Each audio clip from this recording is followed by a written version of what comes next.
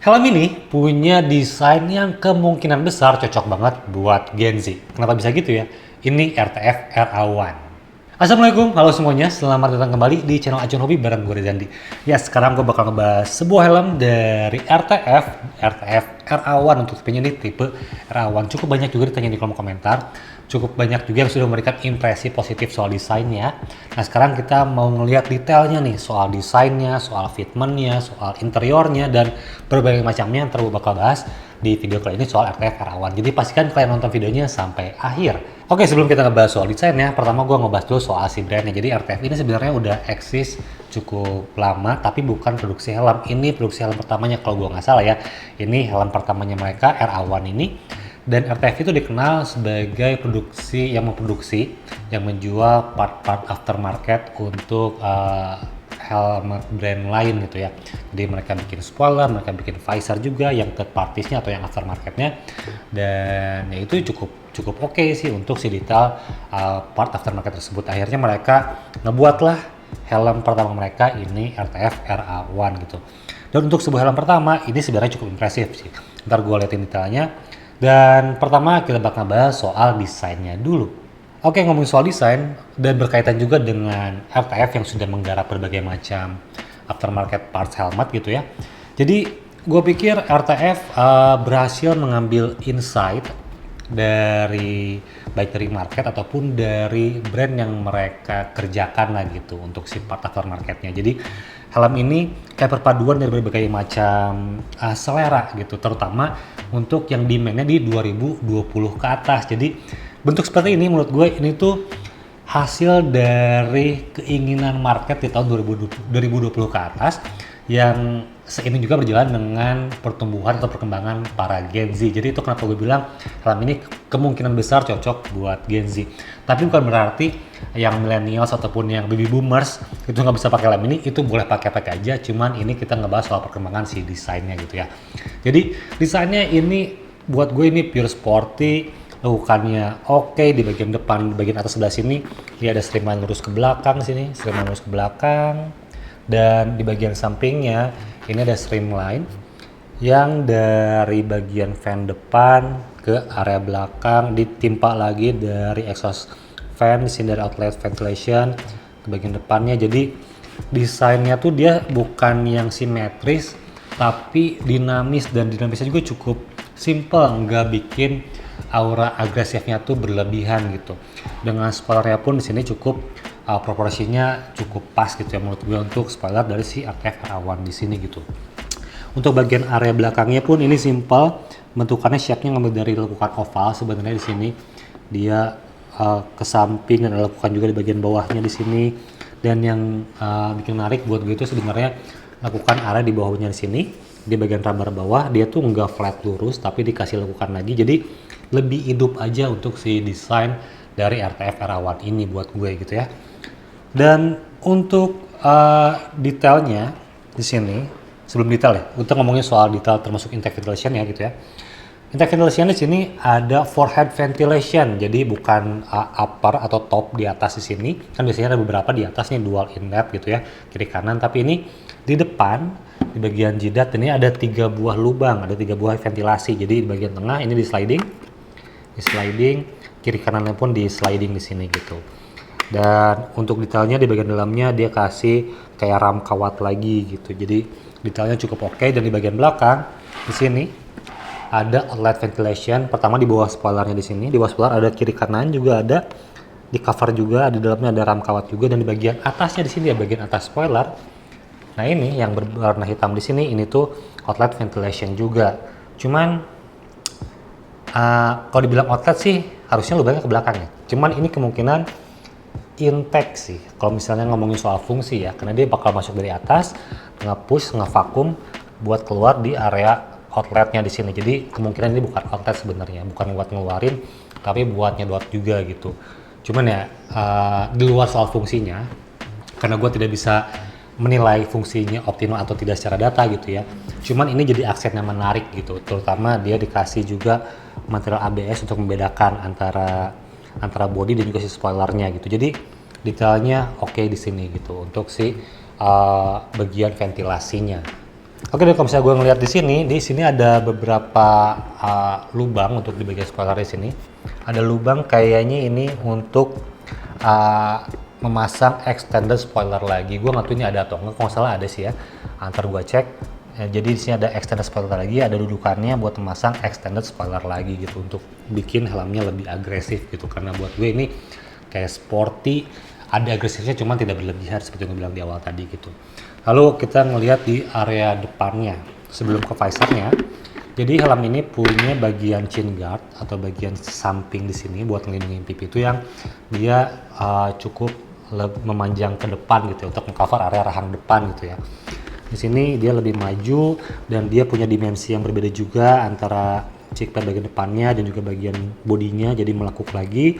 Dan untuk detailnya lagi di sini untuk bagian yang melekuk di dalamnya sini ini di cover lagi dengan bahan karet di sini. Jadi dibikin rapih gitu. Ini ada bahan karet dengan ada emboss RTF logonya. Jadi oke, rapi. Dan untuk bagian depannya di sini nih ya. Ntar detailnya gue liatin. Detailnya tuh di sini ada yang bahannya plastik, cuman finishingnya ada kayak brush gitu ya, kayak brush aluminium. Dia ada lubang untuk speaker untuk mikrofon dari intercom di sini, dan ada emboss RTF juga gitu. Jadi oke juga detail di situ. Oke, sekarang kita lanjut ngebahas si visornya. Untuk visornya secara secara pendapat gue di sini gitu ya, secara kasat mata aja tanpa by data, ini tuh materialnya cukup solid, jadi cukup keras gitu, maksudnya tebal untuk si material si visornya. Ada lekukan juga di bagian samping di sini, ada lekukan dikit, dan di bagian depannya ada roll juga di sini untuk menahan untuk talang air juga sih mungkin ya, atau untuk pegangan kita waktu naik turunin si visornya di sini. Rata dari kanan ke kiri gitu, full. Lalu di dalam ini sudah ada visor lock. Ini visor lock juga cukup oke. Gua buka di bagian tengah, ini susah kebuka. Di bagian kanan juga susah, tapi di bagian kiri sedikit diangkat dan voila, kebuka gitu. Dan untuk rekatnya pun ini dia tegas, rasa ada levelingnya, tapi nggak terlalu berat gitu. Oke, ada steppingnya juga, dan dia ngunci paling akhir gitu. Oke, dan masih ada juga fitur lain di bagian visor. Dia sudah ada push pin untuk memasang anti fog. Biasanya yang menggunakan push pin seperti ini anti fog yang bermerek Pinlock. Cuman gue nggak tahu udah ada atau belum Pinlock yang emang dia dikasihkan atau dibuat khusus untuk si RTF RA1 di sini gitu ya. Tapi seenggaknya dia sudah ada push pin untuk memasang Pinlock, dan juga sudah ada stopper visor di area bawahnya di sini, udah ada stopper visor gitu. Ya di luar fungsinya untuk menahan si helm waktu lagi crash biar nggak kelepas dari si relnya gitu ya, biar nggak masuk ke pecahan ke muka kita. Cuman dengan ada stopper visor di sini membuat helmnya lebih dinamis, jadi lebih lebih rame aja, tapi ramenya rapih gitu dalam artian seperti itu. Oke.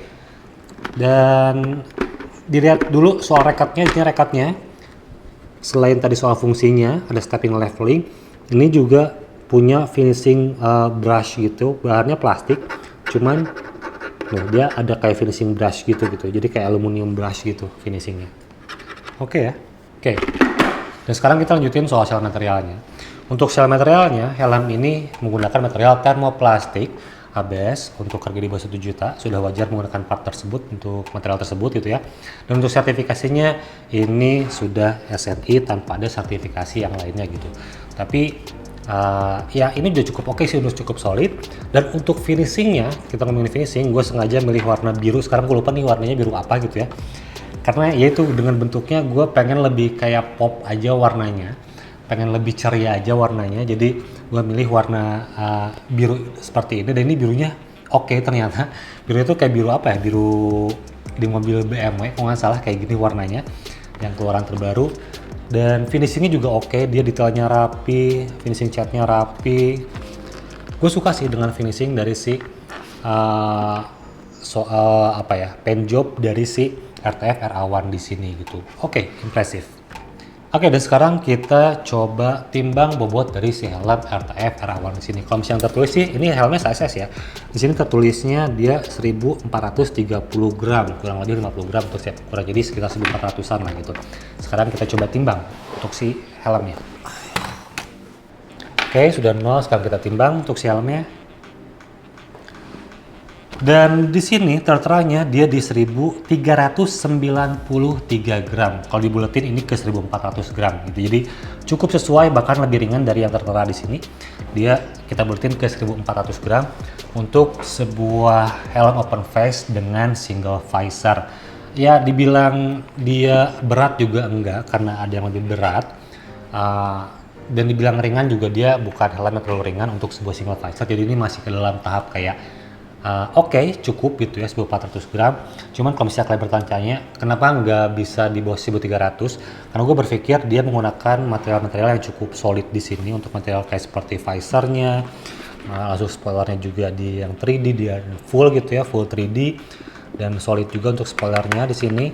Jadi kemungkinan belum lagi soal padding nanti ya, dan soal cover si IPS di bagian pipi juga itu jadi bobot. Jadi kemungkinan material-material tersebut yang cukup solid ngebuat helmnya tidak ada atau tidak punya bobot di bawah 1300 gram. Bobotnya di 1400 gram untuk helm RTF Era1 di sini gitu. Dan untungnya ini single visor. Kalau double visor pasti lebih berat lagi gitu. Jadi ini buat teman-teman yang pencinta single visor, ini mungkin bisa jadi opsi gitu ya. Oke, sekarang kita lanjutin ke bagian interiornya. Oke, di bagian interior yang pertama kita ngomongin soal lock systemnya dulu. Soal sistemnya dia sudah menggunakan Iron Micromatic Retention System di sini. Jadi dia sudah menggunakan yang berbahan stainless, dan kalau mereka ngomongnya iron gitu ya, gue lihat di postingannya. Cuman ini dia stainless, jadi pasti lebih solid atau cukup gripnya, nguncinya lebih lebih tegas gitu kalau misalnya berbahan stainless seperti ini gitu. Oke, jadi dia kuat untuk kunciannya. Dan untuk paddingnya, kita ngeliat paddingnya. Paddingnya di sini dia nuansa warna gelap dengan stitching berwarna merah. Cuman warna merahnya nggak terlalu banyak, cuman di jahitan aja. Jadi cukup oke. Dan untuk material yang digunakan, dia ini menggunakan kulit sintetis untuk bagian aksen pemanisnya gitu ya, untuk bikin nuansanya lebih premium di sini. Dan proporsinya juga enak, nggak berlebihan, nggak terlalu sedikit juga. Jadi oke. Dan untuk bagian material utamanya yang menyentuh kepala kita atau menyentuh kulit kita, itu kayak berbahan microfiber di sini gitu. Dia kayak microfiber yang kayak gimana? Kayak gini nih. Lu pasti kebayang deh. Nah, serat-seratnya yang seperti ini nih microfibernya. Seratnya yang kayak garis-garis, ntar gue liatin detailnya juga. Dan tipikalnya dia tuh cepat menyerap keringat, tapi emang nggak terlalu lembut seperti bahan pure kain gitu, pure fabric yang kayak bahan lemas banget gitu. Itu lebih panas, cuman lembut. Cuman yang seperti ini lebih umum digunakan untuk beberapa helm yang lebih premium, yang lebih lebih enak buat nyerap keringatnya gitu. Jadi seperti itu untuk si paddingnya. Lalu kita lihat si crown padnya juga dia ada lekukan-lekukannya lagi, ada shape-nya lagi, ada bentuknya lagi, ada lubang-lubangnya juga. Di bagian depan ada lubangnya untuk alur udaranya mungkin ya, ntar kita lihat IPS-nya juga. Dan ini size S yang gue pakai. Dan ini kelihatannya dia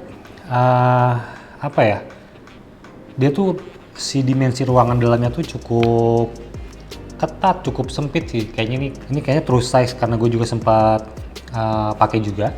Dan ini emang ngetat, terlihat juga dari si bagian dimensi ruangannya, dia kecil, jadi ini true size. Dan sebelum kita buka si paddingnya, gue mau liatin dulu soal detail bagian atas sebelah sininya ini, bagian area data di sini. Ini detailnya juga oke. Dia ada tulisan maximum comfortable, ada kisi-kisinya juga untuk udara. Jadi detailnya menarik untuk helm RTF Era1 di sini. Oke ya. Oke, sekarang kita coba paddingnya. Sekarang kita coba buka paddingnya. Dan ini ada glasses fit. Oke, sudah terbuka semua. Gue liatin dulu si paddingnya di sini. Ini yang bagian crown pad. Ini bagian crown padnya. Dan tipikal untuk si kemukan busanya juga ini dia tegas, termasuk yang tegas density dari si paddingnya gitu ya. Ini sebenarnya menutup full, cuman ya mungkin masih bisa kelihatan nih dia kayak jaring-jaringnya transparan gitu kan ya. Jadi kalau misalnya mau seperti biasa kita lepas aja untuk bagian samping sebelah sininya gitu ya, biar lebih kebuka aja gitu. Jadi biarkan yang atasnya aja yang menutup, atau malahan ya lepas aja semuanya untuk bagian meshnya di sini. Sebenarnya ini dia ngebikin visualnya nggak langsung ngelihat si IPS-nya sih, pakai jaring seperti ini sebenarnya gitu. Cuman kalau misalnya emang udah kerasa ada airflow-nya, bisa dibuka full aja gitu biar lebih maksimum untuk si airflow-nya. Oke, dan kunciannya bagian belakang ada 2 snap button di sini. Ini masih kancing yang biasa, untuk belakangnya cuma yang depan. Ini kancingnya termasuk kancing yang solid seperti ini, yang kuning, dan ini juga ngelepasnya agak sedikit keras, nggak susah sih, cuman dia kayak ngegigit banget gitu ya. Termasuk juga bagian chickpad, dia ada 3 buah snap buttonnya di sini, kunciannya 3 buah, dan dia sudah ada fitur wearable glasses di sini. Jadi dia ada tag wearable glasses fit. Ini emang kayak kerasa juga bagian padding atasnya dia mengecil di sini untuk jalur bingkai kacamata gitu. Oke. Dan ini untuk yang sebelah kirinya, jadi di step button, dan ini ada kuncian, diselipin doang di bawah tanpa ada kuncian lagi gitu, diselipin doang di bagian bawahnya. Dan ini termasuk yang chickpad yang berfungsi juga sebagai neckroll sampai ke area belakang nanti gitu ya, ke area belakang sini sampai ngekunci juga. Cuman emang untuk ngelihat dari chickpad aja kita bisa tahu kalau ini bukan helm dengan fitment yang luas gitu sebenarnya. Jadi dia termasuk yang pendek di sini untuk sebagian chickpadnya, untuk tingginya gitu ya. Ada nekuk banget di sini. Oke. Ini kalau misalnya kalian penasaran sama density paddingnya, mudah-mudahan bisa terbayangi. Ini yang termasuk yang tegas sih untuk density paddingnya. Oke sih. Enak. Dan kita lihat IPS-nya sekarang. Wah, warna putih mudah-mudahan tidak over exposure di sini. Jadi ini IPS-nya berwarna putih, ada emboss RA1 juga, yang mungkin ini berarti si IPS-nya di sini emang di-develop untuk si RA1 di sini, untuk L5 RA1. Dan pertama kita lihat dulu soal kanal udaranya. Ada kanal udara di sini, ada channeling system, ada alur-alur untuk stream udara gitu ya. Cukup luas bukaannya untuk si kanalnya, jadi nggak terlalu terfokus. Dan untuk lubang ventilasinya ada banyak. Ini bagian forehead tuh ada 5 buah lubang di sini. Ada 5 buah lubang, 1, 2, 3, 4, 5. Di bagian tengahnya ada 2 buah lubang di sini. Ini untuk intake yang di atas spoiler kemungkinan. Dan untuk ini belakang dia ada 4 buah lubang untuk exhaustnya, 1, 2, 3, 4 gitu. Jadi lubangnya cukup banyak, tapi emang diameternya nggak terlalu besar untuk lubang ventilasinya, tapi ada banyak gitu. Ntar gue coba cek juga di jalan. Dan untuk bagian pipinya sebelah sini gitu ya, di sini ini sudah ada slot untuk speaker intercom, yang berarti helm ini sudah intercom ready gitu. Dan rapihnya lagi, dia ada jalur untuk mikrofon, kelihatan ada jalur mikrofon. Dan ini untuk IPS bagian pipinya di cover juga dengan cover yang rapi, yang tadi finishingnya brush yang tadi yang gue lihat yang pertama. Oke. Ini rapi gitu. Oh ya, dan ada satu lagi soal paddingnya di sini. Kalau ngeliat front padnya, ini ada kayak yang sekecil ini. Ini tuh kuncian buat dimasukin ke bagian di IPS, cover IPS pipinya di sini. Jadi biar nggak geser-geser sih paddingnya waktu dipakai gitu. Jadi ada kunciannya lagi. Jadi ini oke sih, udah kuncian depan yang kunci, di samping kiri kanannya pun ngunci. Jadi minim untuk bergeser si bagian crown padnya gitu. Oke, jadi seperti itu untuk helm ini bagian interiornya. Sekarang kita bakal pasang lagi padding-paddingnya buat masuk ke segmen fitment. Oke, sekarang gue bakal jelasin gimana fitment dari si helm RTF RA1 di sini ya. Dan ini sizingnya, dia size-nya size S, dan lingkar kepala gue tuh 56 cm. Jadi seharusnya ini sesuai dengan Tatra di sini 55/56. Jadi kita coba si helmnya. Oke, bismillah.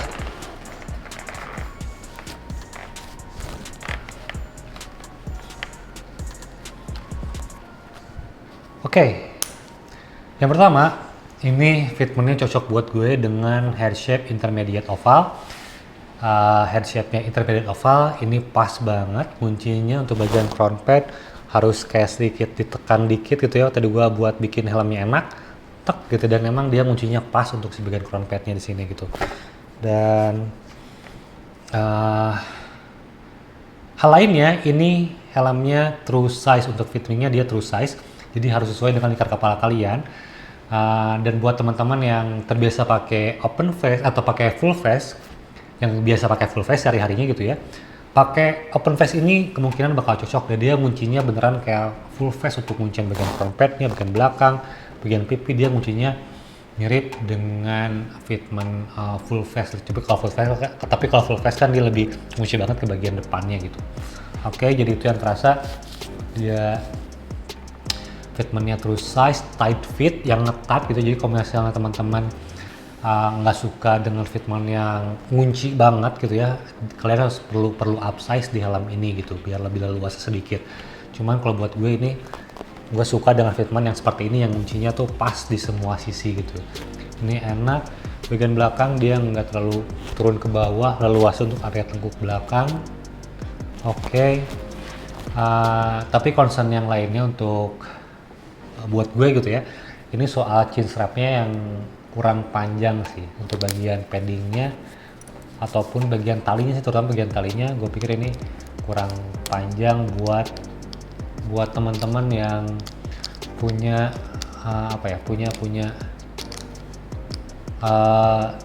dimensi yang lebih besar untuk di helmnya yang lebih chubby gitu ya, lebih berisi. Ini mungkin jadi bakal sedikit kendala nantinya kalau misalnya masih terlalu pendek gitu. Cuman ini bisa di-adjust juga sebenarnya ya, bisa ada setelan gitu. Cuman kalau misalnya sedikit lebih panjang itu bakal lebih baik lagi. Oke, cuman buat gue ini nggak masalah, kuncinya enak.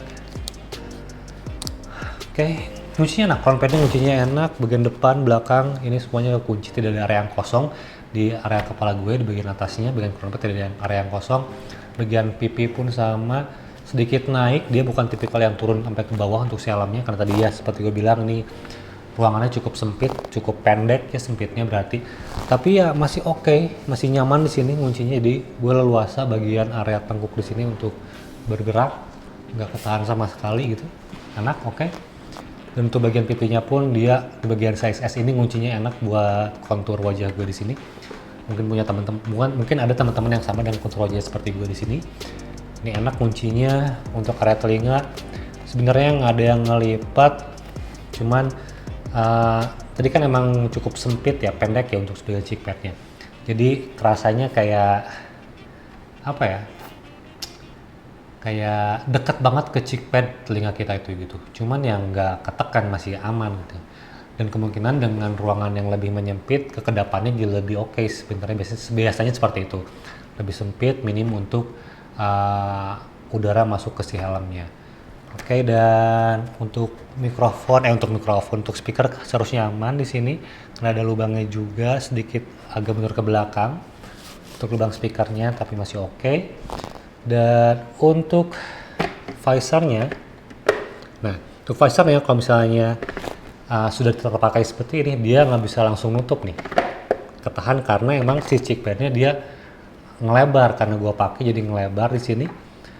Karena dia emang ada flexnya untuk sebagian materialnya emang seperti itu, sebuah helm jadi melebar. Jadi perlu gue angkat dikit atau dicekahin dikit buat bisa masuk kunci, baru bisa ngunci gitu ya. Jadi ini bisa menunjukkan kalau emang helmnya dia ngunci banget, makanya waktu gue pakai dia langsung melebar di sini, melebar, makanya si visor tidak bisa menutup di sini tuh, dia mentok. Dipaksain juga susah gitu, jadi dia harus agak lebarin dikit gitu, untuk mainin si visornya biar bisa menutup dan kunci. Oke, kuncinya oke. Waktu ditutup visornya gini rasa banget, jadi lebih kedap suara ambience di orang ini, jadi oke. Untuk kedapannya enak sih, kedapannya enak.